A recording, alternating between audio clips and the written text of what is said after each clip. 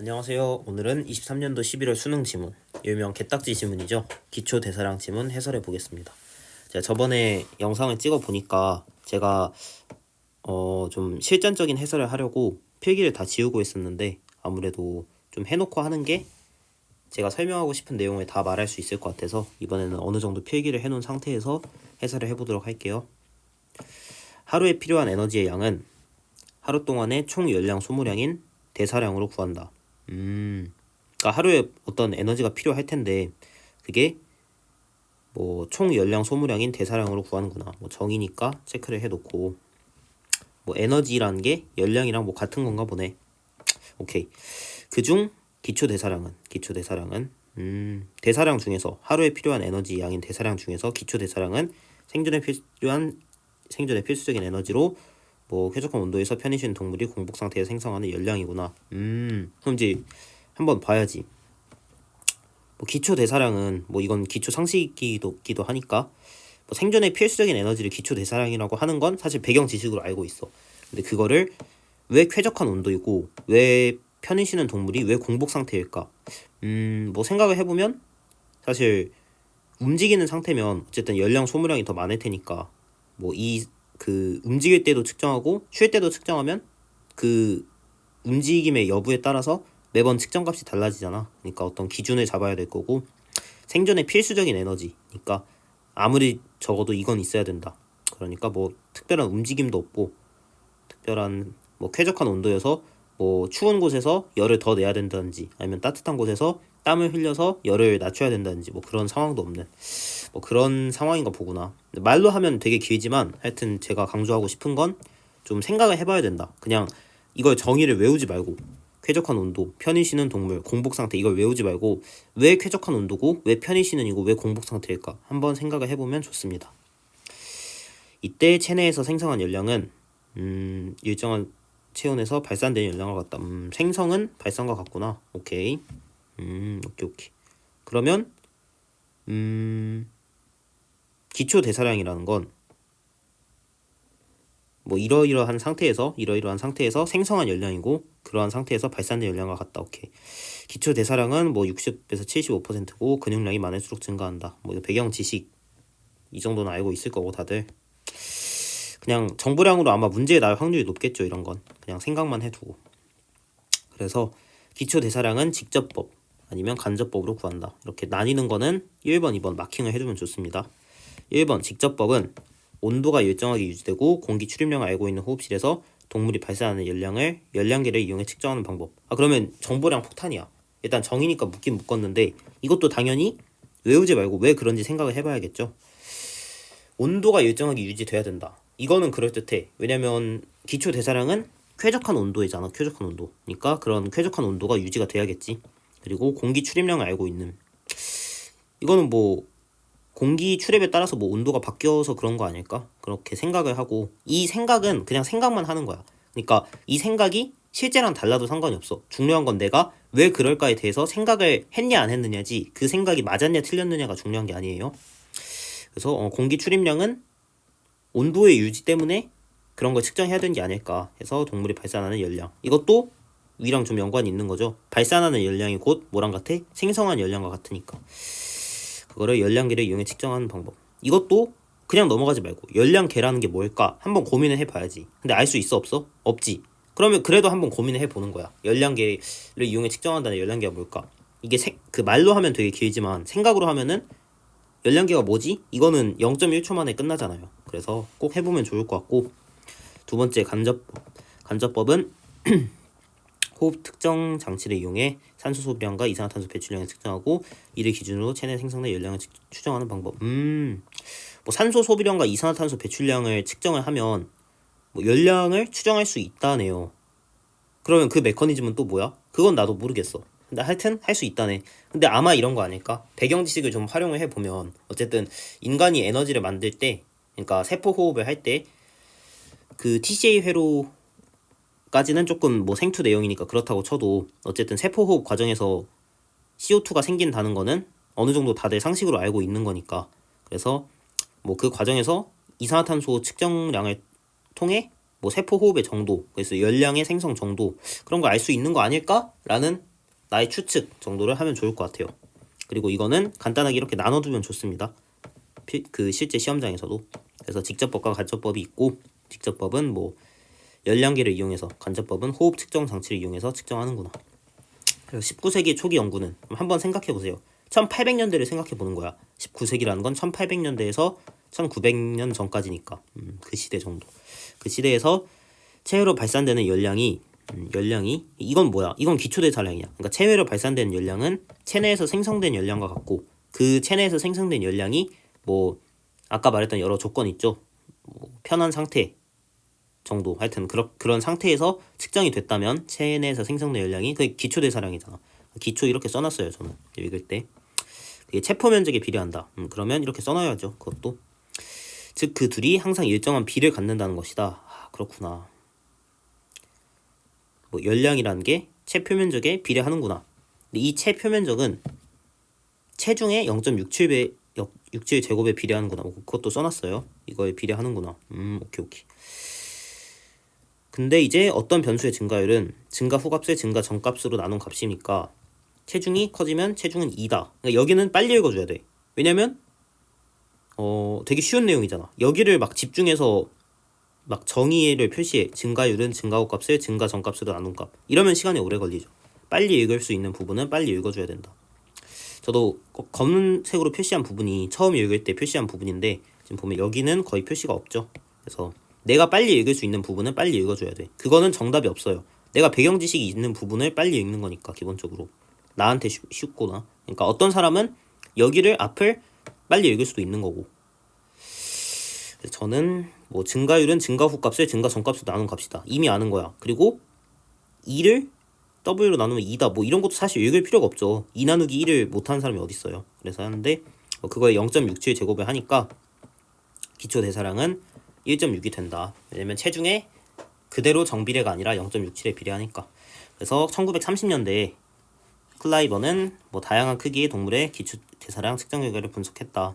그러니까 이건 뭘 보고 싶었겠어? 그러니까 뭘 분석했겠어? 그 생각도 해야지. 그러니까 실제로 기초 대사량이 체중에 0.67배에 비례하냐를 나는 확인하려고 했을 것 같아. 내 생각에는. 왜냐면 그게 실험 결과랑 추정이랑 맞아야지 그게 정확한 이론이 되는 거니까. 그래서 그래프의 가로축을 체중으로, 세로축을 기초 대사량으로 두고 뭐 점으로 나타냈다. 그러면 저 이렇게 표시를 해놨습니다. 처음 읽을 때 체중, 기초 대사량. 그리고 대략 그렸어요. 지금 보시면 이렇게 대략적으로 그려놨었는데 처음 읽을 때 왜 이렇게 그렸냐면 체중에 정비례하는 게 아니잖아. 체중이 커질 때 기초 대사량은 그것보다 조금 커지잖아. 왜냐면 체중이 0.67배에 비례하니까. 그래서 체중이 커질 때 기초 대사량보다 좀 이거다. 뭐 x의 0.67배에 비례한다. 이런 식으로 그린 거고요. 루트처럼 그려진 거죠. 그래서 가로축과 세로축 두 변수의 증가율이 다를 경우 그 둘의 증가율이 같을 때와 달리 일반적인 그래프에서 어떤 곡선 주변에 분포한다. 그러니까 읽기 전에 미리 아는 거야.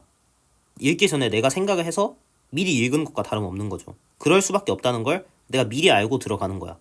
그런데 접속사 잘 체크하시고 순서쌍의 값에 상형 로그를 취해 새로운 순서쌍을 만들어서 이를 그림과 같이 그래프에 표시를 하면 그러니까 기존엔 체중이었잖아. 그러니까 로그 체중, 로그 W, 로그 기초 이렇게 해서 표시를 하면 이 어떤 직선의 주변에 점들이 분포하는 것으로 나타난다. 그러니까 곡선이었던 게 직선으로 바뀐다 이거네. 그러면 그 직선의 기울기를 이용해 증가율을 비교할 수 있다. 기울기를 이용해 비교할 수 있다고. 그럼 기울기를 한번 구해봐야겠지. 기울기는 x 증가량분의 로그 w분의 로그 기초니까 이게 기울기 m이잖아. 그러니까 로그 밑변환 공식을 쓸 수 있는 거지. 뭐 이건 통합수학이니까 다 할 수 있다고 생각하고 기초 w분의 기초고 그러면 기초 대사량이라는 게 w의 m배에 비례하는구나 라는 거고 이거를 사실 제가 과외를 하면서 학생들한테 설명을 해줬는데 학생들이 너무 발상적인 거 아니냐라고 하더라고요. 근데 이거는 저는 아니라고 생각합니다. 왜냐면 저는 이때 당시 실제 수능에서 이 지문을 봤었고 현장에서 그때 이렇게 생각을 했었기 때문에 처음 읽는 사람도 충분히 생각할 수 있다 이렇게 생각하고 그래서 기초 대사량이 몸무게의 기울기 배만큼 비례하는구나. 오케이. 오케이 그렇구나. 그래서 증가율을 비교할 수 있는데 이런 방식으로 표현한 그래프를 L 그래프라고 부르는구나. 오케이. 그럼 L 그래프는 원래 x축, y축 값들의 로그를 취해서 직선으로 바꾼 거네. 보기 편하게. 오케이. 그리고 뭐 클라이버 이전에 있었던 초기 연구에서 0.67에 비례한다 했으니까 뭐 m이 0.67이겠죠, 기울기가. 그러면 기울기가 1보다 작겠네. 뭐 그런 생각도 할 수 있고. 체중의 증가율에 비해 기초대사량의 증가율이 작으면, 저는 이렇게 뭐에 비해 뭐가 작다, A보다 B가 작다 이런 거는 뭐가 크냐로 바꿔요, 무조건. 그러면 뭐가 큰 거야? 기초대사량이 작은 거잖아. 그러니까 체중이 큰 거죠, 체중 증가율이. 그러면 체중이 더 많이 증가하니까 기울기가 1보다 작겠지. 1보다 작을 거고, 기초대사량의 증가율이 작을수록, 그러니까 Y가 증가량이 줄면 줄수록 기울기도 작아진다. 그렇겠지. 그리고 뭐 증가율이 같으면 1이다. 보면 검은색 표시가 없죠. 처음 열릴 때 표시를 안 했단 거야. 왜냐면 위에서 이런 식으로 제가 다 생각을 했잖아요. 이런 식으로 생각을 해놨기 때문에 이 부분은 생각을 하면서 다 예상을 했던 부분이라 읽을 필요가 없는 거죠. 그렇게 하면 좋을 것 같고, 이렇듯 L 그래프와 같은 방식으로 표현을 할 때 생물의 어떤 형질이 체중 또는 몸 크기와 직선 관계를 보이며 함께 증가하면 그 형질은 상대 성장을 한다고 한다. 체중이나 몸 크기와 L 그래프 상에서 직선의 관계를 보이면은 이제 상대 성장을 하는구나. 그렇구나. 그러면 기초 대사량은 상대 성장을 하는 거겠네. 그렇겠네. 왜냐면 직선상에 나타나니까. 오케이. 심장, 두뇌 같은 신체 기관도 상대 성장을 따른다. 그렇구나. 한편 접속사 잘 체크하고 다른 얘기 한다는 거예요. 한편은 그래프에서 가로축과 세로축 두 변수의 관계를 대변한 최적의 직선의 기울기와 절편은 최소 제곱법으로 구할 수 있다. 그러니까 이건 이제 다른 얘기야. 왜냐면 기존에는, 그러니까 이렇게 그래프 L 그래프를 그리면 뭐 두 변수 간의 관계를 볼 수 있었다면, 이번에는 그 좀 구체적으로, 그래서 그 직선은 어떻게 찾는데 이런 거죠. 사실 이 부분은 제가 그때 당시 수능을 봐서 아는데 그 EBS에 있었어요. EBS 수능 특강 뒤에 있는 실전 문제편으로 기억을 하는데 거기 있었어. 그래서 뭔가 글에 좀 종합성이 떨어진다고 생각은 해요, 저는.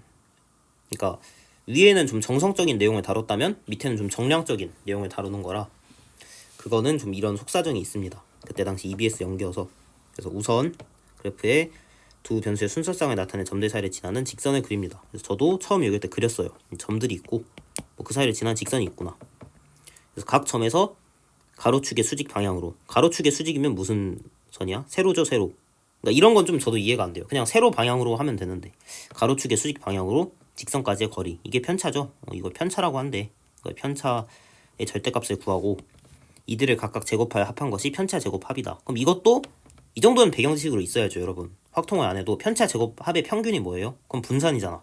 그러니까 분산이랑 관련이 있겠구나. 사실 편차는 또 뭐야? 각각의 값에서 평균을 뺀 거잖아. 일단 그래. 그리고 또 있고, 현장에서 제가 얘기할 때 이걸 궁금해했어요. 저는 뭔가 최적의 직선을 찾을 때 이 세로 거리가 아니라 이 직선에 대한 수직 거리일 거라고 생각을 했는데, 이거 합이 제일 짧은 거? 뭔가 세로 거리인데다가 제곱의 합이 짧은 거라고 해서 좀 의아했던 그런 기억이 있습니다. 현장에서 읽을 때. 하여튼 뭐 이게 제일 작은 게 최소 제곱법이래요. 그렇구나. 인정해야죠, 이건. 인정. 클라이버는 이렇게 하니까 직선의 기울기 0.75를 얻었구나. 그래서 동물의 체중의 0.75에 실제로 비례를 하는구나.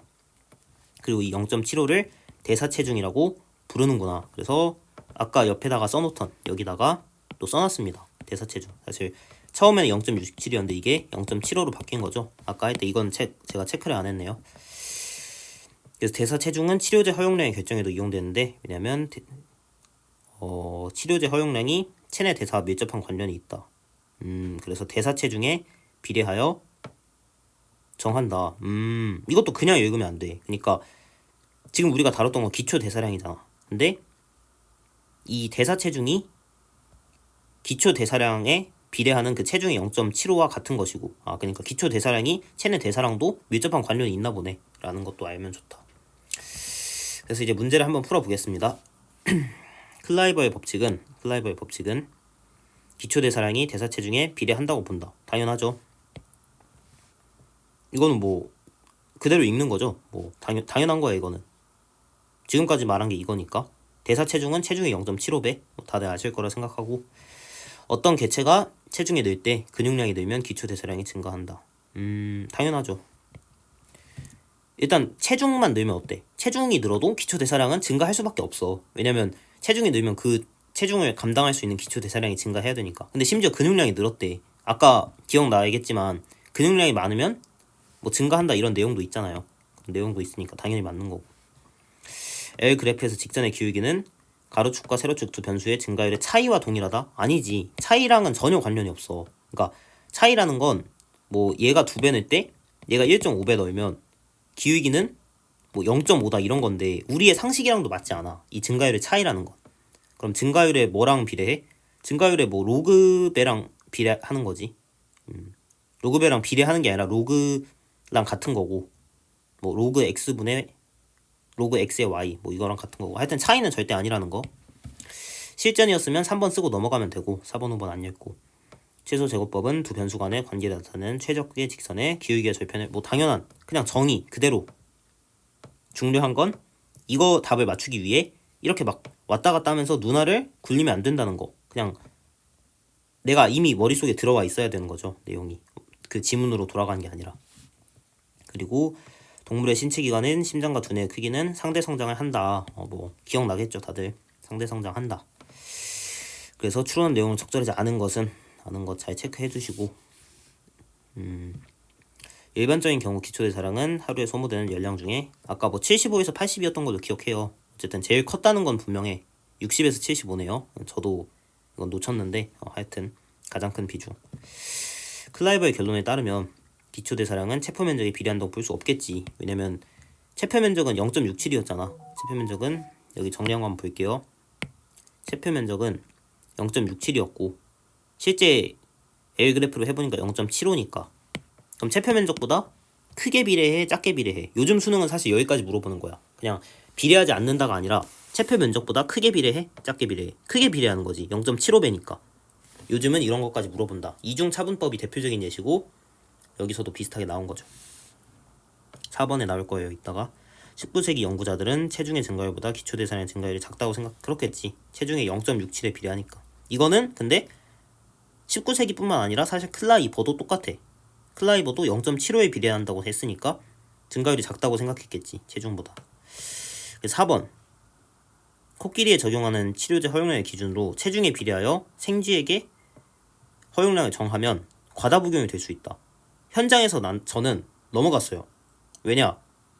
헷갈려. 왜냐면 나중에는 풀었어요. 왜냐면 그때 당시 수능이 되게 쉬웠어서 시간이 많이 남았거든요. 나중에는 이제 돌아와서 풀었는데 이때 당시에는 순간 뇌정지가 왔어. 그래서 일단 넘어갔는데 지금 저는 사실 유튜브에서 해설을 할 때 항상 실전적인 해설을 강조하기 때문에 일단 머리가 하얘지잖아요. 그럼 넘어가야지. 거기다 2점이잖아. 문제 점수도 살짝 체크해주고. 이제 5번 가볼게요.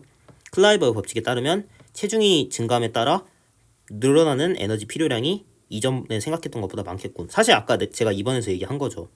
그러니까 0.67이 아니라 0.75에 비례하면 원래 생각했던 것보다 더 크게 비례하는 거잖아. 그러니까 당연히 더 많이 필요할 텐데 4번을 해석해보면 이건 제가 현장에서 생각했던 해설을 좀 말해볼게요. 그때 저는 이게 0.75가 숫자가 딱 떨어졌어. 4분의 3이잖아요. 4분의 3. 0.67은 돼? 안 돼? 0.67은 안 돼. 물론 0.67이었으면 현장에서 뭐 3분의 2로 생각했을 것 같긴 한데 일단 그때 당시 4분의 3이 딱 눈에 들어왔어. 뭐 실제로도 클라이버의 그거를 적용해야 되니까 4분의 3으로 해야겠죠. 4분의 3이야. 그러면 4의 내가 생각나는 가장 작은 2의 4제곱이 제곱이 뭐야? 2의 4제곱이잖아. 그러니까 16. 코끼리를 16, 생쥐를 1이라고 한 거죠. 그러면 이 체중이 이러면 기초 대사량은 이거의 4분의 3에 비례해. 그러면 얘는 8일 거고 얘는 똑같이 1이니까 4분의 3이었어. 사실 현장에서는 이것도 조금 고민됐던 기억이 나요. 왜냐면 1의 4분의 3? 이거 1로 봐도 되나? 물론 1이죠. 1인데 뭔가 이런 생각이 드는 거야, 순간. 뭔가 2의 생쥐를 1로 잡는 게 아니라 얘를 2의 4제곱으로 잡고 얘를 2의 8제곱으로 잡을까 생각이 들었는데 그냥 이건 수학적으로 틀릴 수가 없으니까 그냥 하자 했던 기억이 나요. 그래서 얘는 1, 얘는 8이죠. 근데 그러니까 실제 필요한 건 1이야. 근데 그 체중에 비례하면 16분의 1이니까 뭐야? 2분의 1이잖아. 그러니까 체중에 비례해서 하면 더 조금 먹이게 된다는 거지. 2배 정도. 뭐 1대 16일 때 2배 정도라는 거고. 뭐 이건 제가 1, 16이라고 잡은 거고 뭐 x y로 잡으면 정확히 관계가 나올 텐데 식으로 뭐 그렇게까지 할 필요는 없을 것 같고 일반적으로 정리할 필요는 저는 실전에서 이렇게 했습니다. 현장에서 그렇게 해서 풀면 될 것 같습니다. 이렇게 4번 하면 될 것 같고 그리고 뭐 그러면 이 생각을 떠올리지 못하면 틀렸다는 거냐? 아니죠. 뭐 인간 강사들 해설도 많으니까 그거 참고하셔도 될 것 같지만 이 문제는 사실 현장에서 1, 2, 3, 5를 확실하게 지워서 4번을 찍는 게 맞는 거야. 현장에서는 그렇게 푸셔야죠. 기역, 니은에 대한 이어로 적절한 것은 기역은 기역률이 뭔지 봐야지 이제. 기역은 직접법, 니은은 간접법. 직접 간접. 직접법은 체온을 환경 온도에 따라 조정하는 변온동물이 체외로 발산하는 열량을 측정할 수 없다. 이 정리해야지. 체외로 발산하는 열량은 체내에서 생성하는 열량이고 뭐 그게 기초 대사량이잖아. 근데 체온을 환경 온도에 따라 조정해. 근데 뭐 직접법이면 아까 보면 알겠지만 온도가 일정하게 유지되잖아요. 그러니까 뭐 얘 온도가 딱히 변하는 것도 아니야.